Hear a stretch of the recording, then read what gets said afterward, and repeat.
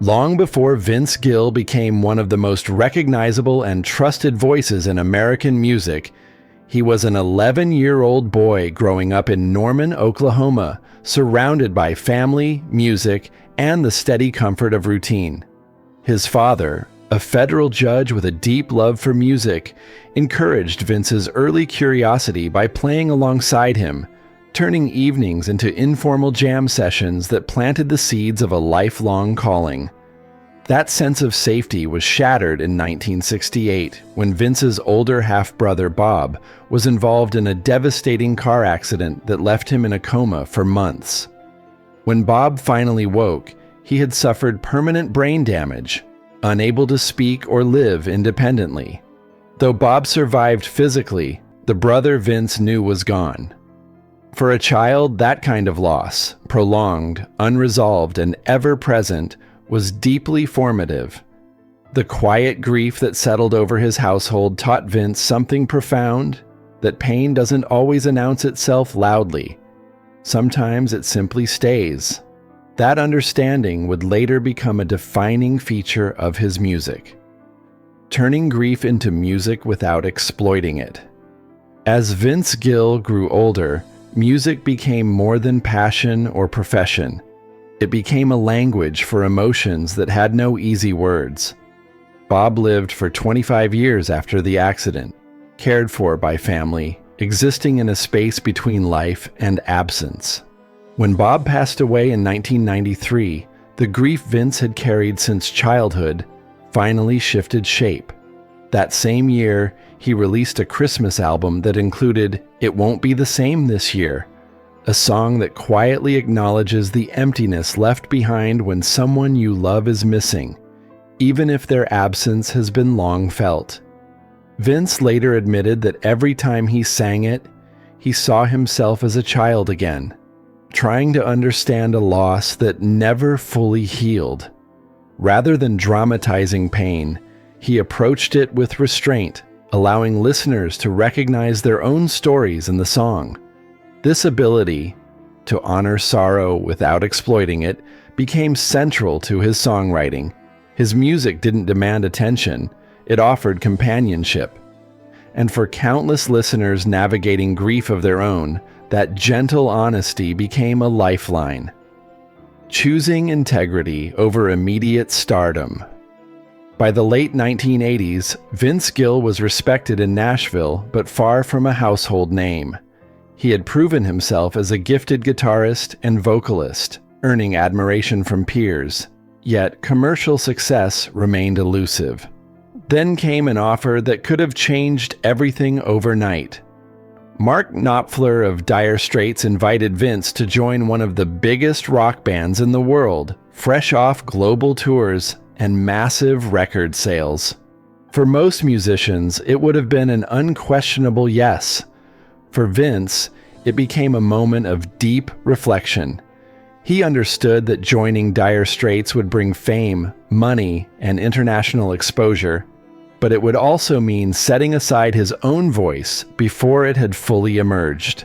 Choosing authenticity over certainty, he declined. The decision haunted him at times, especially during lean years when success felt distant. Yet that patience paid off when I Call Your Name finally broke through, earning critical acclaim and his first Grammy. Looking back, Vince described the choice not as a career move, but a personal one, proof that staying true to yourself sometimes means walking away from the spotlight. Finding love under the weight of public scrutiny. In the early 1990s, Vince Gill's life intersected with Amy Grant's during a holiday television special, and what began as a simple musical collaboration grew into something deeper over time.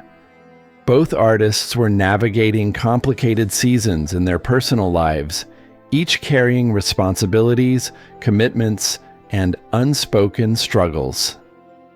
Their connection developed slowly, grounded in mutual respect and shared creative chemistry rather than spectacle. Still, when their marriages eventually ended years apart, public speculation rushed in to fill the gaps, often ignoring nuance. Amy, in particular, faced intense criticism that challenged her career and faith identity. Vince largely avoided public commentary, choosing silence over defense. When they eventually married in 2000, it was not a triumphant statement, but a quiet affirmation of a relationship forged with care and patience. Their story was less about scandal and more about two people choosing honesty after long periods of self-reflection. Over time, their partnership became a testament to commitment shaped by humility rather than image. Stepping into a legacy without replacing it. When Glenn Frey passed away in 2016, the future of the Eagles felt uncertain. The band wasn't just losing a founding member, it was losing a defining voice. Vince Gill's eventual invitation to join the group surprised many fans, though those familiar with his musicianship understood why he was chosen. Vince approached the opportunity with deep reverence, never attempting to replicate Frey, but instead honoring the music as it was meant to be sung.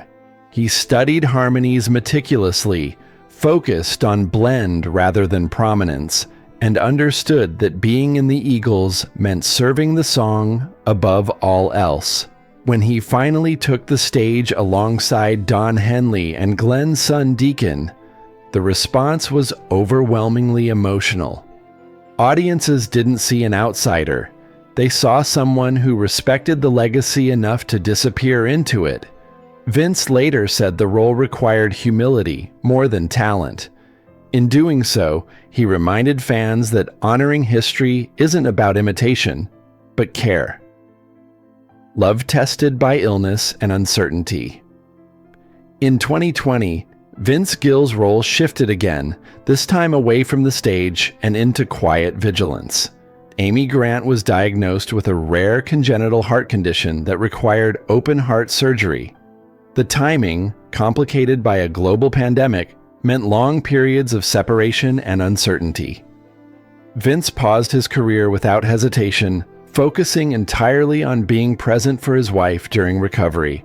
Just as life seemed to regain balance, another challenge arrived in 2022 when Amy suffered a traumatic brain injury from a cycling accident. The recovery process was slow and unpredictable, requiring patience, encouragement, and constant support. Vince canceled performances without explanation, prioritizing care over commitment. Later, Amy would credit his calm presence as essential to her healing. For Vince, love wasn't expressed through grand gestures, but through consistency, showing up daily, quietly, without needing recognition. These seasons reshaped his understanding of partnership, reinforcing the belief that devotion is proven not in ease, but in endurance. Writing songs that serve, not sell. As Vince Gill entered his later years, his relationship with songwriting evolved. Free from the pressure to chase hits or trends, he began writing with a different purpose, connection rather than commercial success. Songs like Forever Changed reflected stories of pain not his own, approached with empathy rather than judgment. Vince has often said that music's greatest power lies in making people feel less alone, and his later work reflects that belief with clarity. He collaborates with younger artists, listens more than he speaks, and writes with intention rather than urgency. His voice, softened by time, carries weight precisely because it no longer seeks approval. Rather than reliving past triumphs, he remains curious, engaged, and honest. For Vince, success now is measured not by awards, but by resonance. The quiet emails from listeners, the shared tears at shows, the moments when a song lands exactly where it's needed, those are the metrics that matter most. A legacy built on quiet strength. Vince Gill's career has never been defined by spectacle. Instead, it's been shaped by choices made away from cameras, turning down fame, honoring grief, loving patiently, and showing restraint in moments when others might seek attention. His voice carries credibility because it has known loss, waded through uncertainty, and chosen reflection over reaction. Fans don't just hear his songs, they trust them. In an industry often driven by reinvention for relevance, Vince's consistency has become his most radical trait. He doesn't shout to be heard. He doesn't rush to be seen. And that steadiness has allowed his music to endure across generations. Through hardship and joy alike, he has proven that strength can be gentle, that devotion can be quiet, and that authenticity never goes out of style. Vince Gill's story isn't about surviving tragedy. It's about learning how to live honestly in its presence and letting that truth sing.